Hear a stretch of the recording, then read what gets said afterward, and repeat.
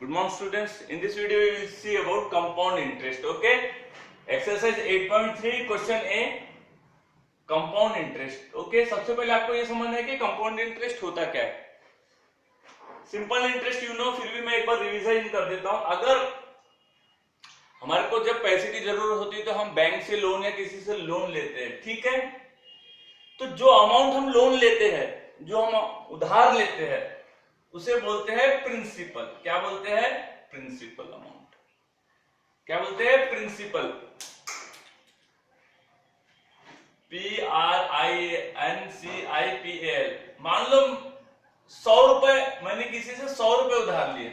कितने? 100 rupees. Only 100 रुपए, ज्यादा नहीं. ज्यादा उधार नहीं लेना चाहिए, ठीक है. और मुझे क्या रेट मिला?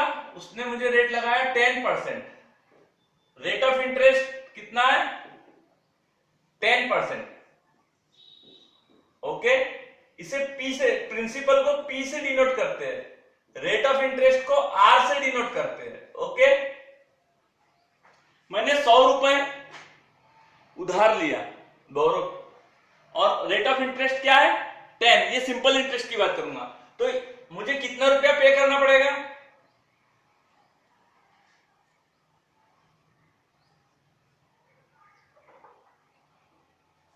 100 जो मैंने उधार लिया था, और 100 का 10% कितना होता है? 10 रुपया, यानी 110 रुपीज. मुझे कितना पे करना पड़ेगा? 110 रुपीज. ओके. एक साल के लिए. अगर 2 साल के लिए अगर मैं लेता हूं, ये 1 ईयर. कितने ईयर के लिए? 1 ईयर के लिए. अगर मैं 2 ईयर के लेता हूं तो मैंने कितना लिया था? 100 रुपीज. 2 साल का इंटरेस्ट कितना हो जाएगा? 20 रुपीज. तो ये 120 रुपीज. 2 साल के लिए मुझे कितना पे करना पड़ेगा? 120 रुपीज. और मैं अगर 3 साल बाद उसे रिटर्न करता हूं तो इंटरेस्ट तो 10 रुपया, 1 साल का 10 रुपीज. सिंपल इंटरेस्ट में ये प्रिंसिपल अमाउंट सेम है हमारा. 30 इक्वल टू 130.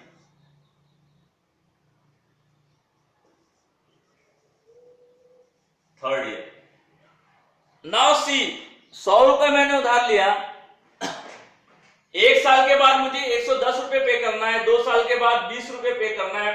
3 साल के बाद 130 रुपए पे करना है, ठीक है. अब हम कंपाउंड इंटरेस्ट की बात करेंगे. तो कंपाउंड इंटरेस्ट होता क्या है? कंपाउंड इंटरेस्ट यानी उसमें प्रिंसिपल अमाउंट चेंज हो जाता है. अब देखो, सेम एग्जांपल लेता हूं. प्रिंसिपल अमाउंट, मैं यहां पे प्रिंसिपल नहीं लिखूंगा, सिर्फ P लिखूंगा. P कितना है मेरे पास? 100 रुपए उधार लिया. मैंने कितना रुपया उधार लिया? 100 रुपया. रेट ऑफ इंटरेस्ट भी सेम, 10% से.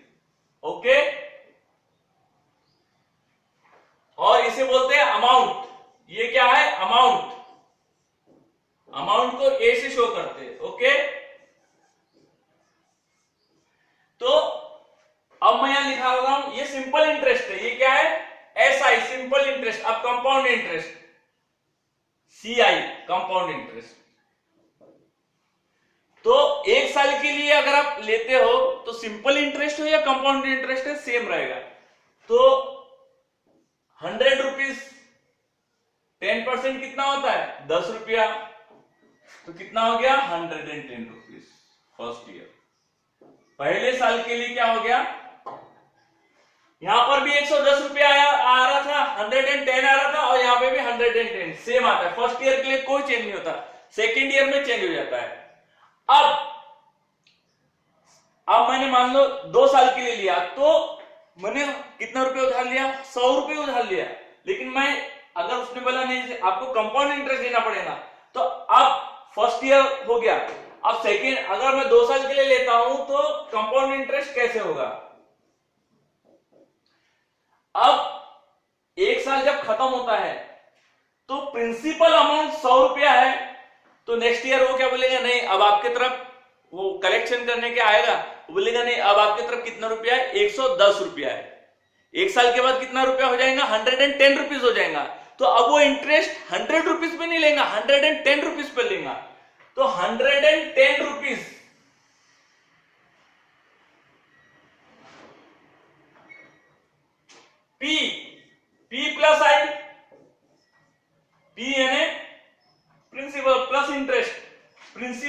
हमारा कितना हो गया, 110 हो गया, और ये 110 पर वो ब्याज लेगा, क्या बोलेंगे, इंटरेस्ट लेगा। तो 110 का 10% कितना होता है, 11 होता है।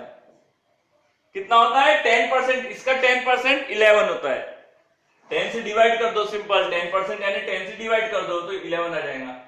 तो यहां पर हो गया 11। ओके, तो कितना हो गया, 121। तो देखो दो साल के बाद मुझे कितना रुपया पे करना पड़ रहा है, 121। सिंपल इंटरेस्ट में कितना, 120 रुपया, और कंपाउंड इंटरेस्ट में ले रहा तो 121 रुपया, 1 रुपया मुझे ज्यादा पे करना पड़ रहा है। क्लियर। अब अगर मैं 3 साल के लेता हूं तो P प्लस आए, फिर से P प्लस आया होगा। अब P यानी क्या हो गया, फिर चेंज हो गया, P यानी 121 रुपीज। अब वो बोलेगा दूसरे साल आपसे पैसा मांगने आया, बोले आपके पास, बोले नहीं है मेरे पास, तो नहीं, अब आपको 121 पर, अब 121 पे 10% लगेंगे, यानी 121 का 10% कितना हो गया, 12.1। देखो इंटरेस्ट बढ़ते जा रहा है, 12.1।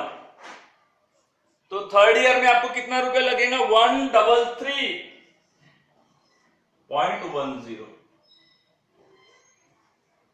Third year. तो तीसरे साल आप यहां पर 130 रुपए देते थे, यहां पर 133, 3 रुपये 10 पैसा आपको ज्यादा देना पड़ेगा। यह है कंपाउंड इंटरेस्ट। लेकिन उसका एक फॉर्मूले है, हम ऐसे एक मान लो 10 साल के लिए आपको 10 बार ऐसा नहीं करना पड़ेगा, उसके लिए कुछ फॉर्मूलेज है। Okay, now question number A, calculate the amount in compound interest ₹10,800 for 3 years at 12.5 years compound annually। तो यहां पर कितना अमाउंट लिया, प्रिंसिपल अमाउंट कितना है, 10,800। ओके, P कितना है, ये 10,800 और ईयर्स,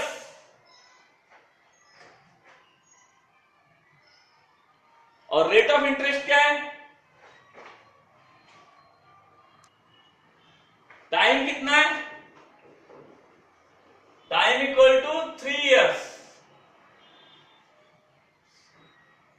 और रेट ऑफ इंटरेस्ट कितना है, 12.5। 12.5 यानी 12 24 प्लस 1, 25 डिवाइडेड बाय 2। कितना रेट है, 25 डिवाइडेड बाय 2। तो P है, टाइम है, रेट है। ओके, अब आपको ये फॉर्मूला मैं बताता हूं।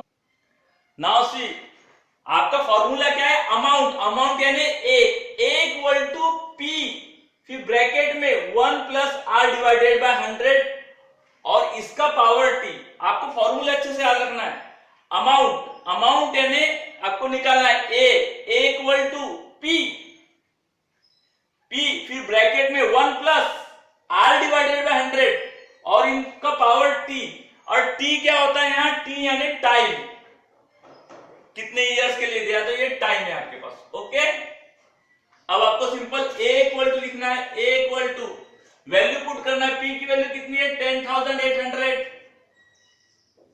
10,800 कॉमा लगाएंगे, फिर यहां ब्रैकेट 1 प्लस R कितना है, 22 divided by 5, 22 divided by 5 divide by बाय 100,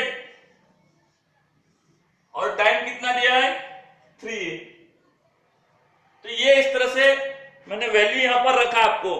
ओके, अब इसको आपको सॉल्व करना है।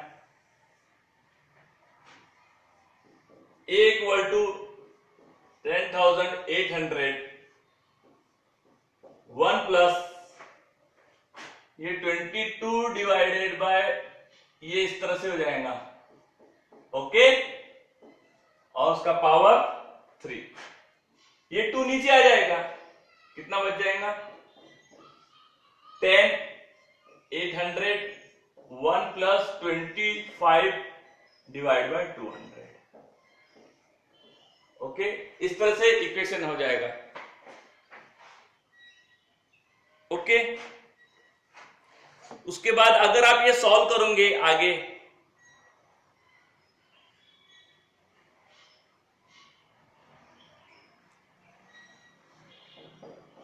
$1,800 1 plus 1 divided by 8 cube. Okay, ये हो गया. इसका मतलब 10800 9 by 8 का क्यूब. 10808 का cube means 9 into 9 into 9 divided by 8 into 8 into 8. ये इस तरह से आ जाएगा आपका. ओके,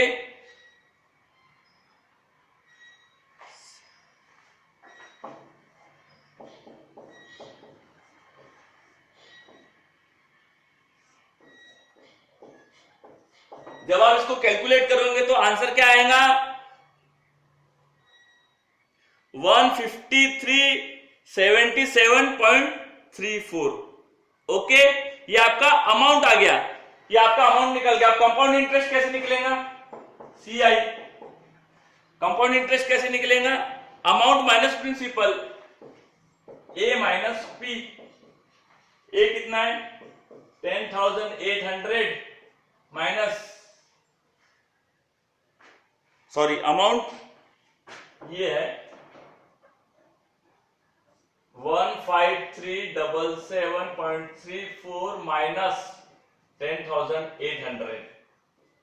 सिंपल है ये. अब आप सॉल्व कर लेना. ये आएगा 4577.34. तो इतना इंटरेस्ट लगा उसे. 10,800 उसने लिखा तो 4,570.